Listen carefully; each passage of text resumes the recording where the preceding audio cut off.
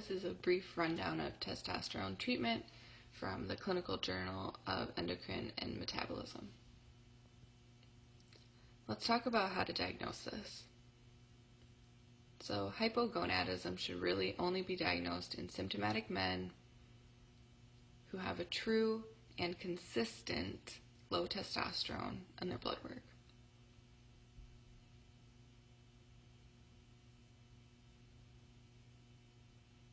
I'll abbreviate that T moving forward. Their blood work should be fasting morning total testosterone.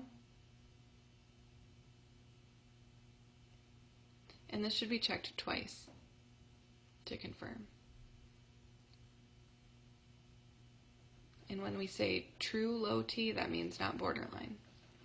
You should also flush out your differential of primary versus secondary hypogonadism, and that should be done with FSH and LH.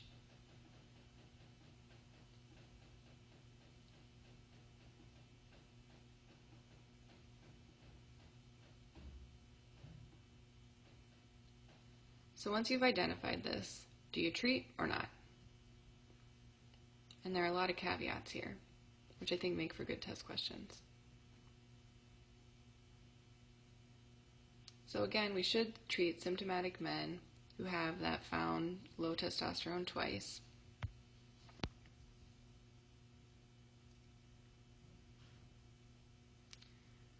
However, we should not treat the following: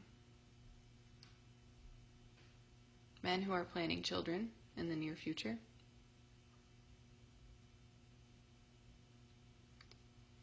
anyone with breast or prostate cancer, or a history of those, anyone with a PSA greater than 4 or greater than 3 in a high-risk person, so someone who's got a strong family history of prostate cancer.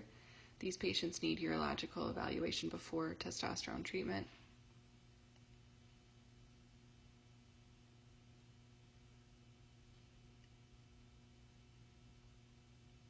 We shouldn't treat anyone with a high hematocrit or thrombophilia.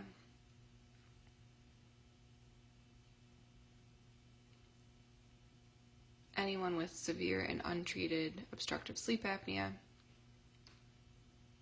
and anybody with severe lower urinary symptoms, like someone with BPH who've got a lot of urinary symptoms.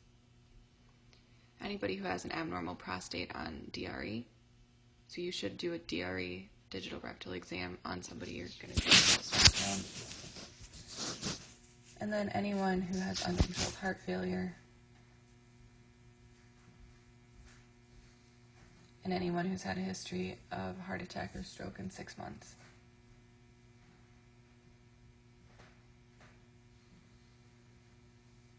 And then you should consider not treating someone even if they're symptomatic with a true lab deficiency, but over the age of 65, because the normal range for testosterone does change with age.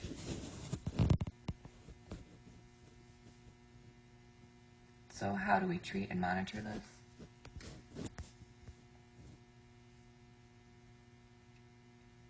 Simply, we're going to replace testosterone with the goal to be somewhere in the normal range, not targeting to high end of normal, just mid-normal range.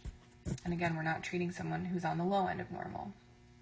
This needs to be monitored closely, and that's where we come in as family doctors. This should be done with testosterone level after initiating treatment to get to that mid-normal range. They need a hematocrit. They also need a PSA, prostate cancer risk assessment at every visit, and then an assessment of urinary symptoms.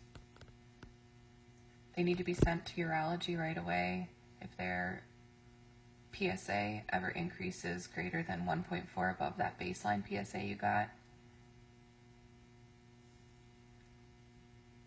If their PSA is ever just greater than 4, which is abnormal.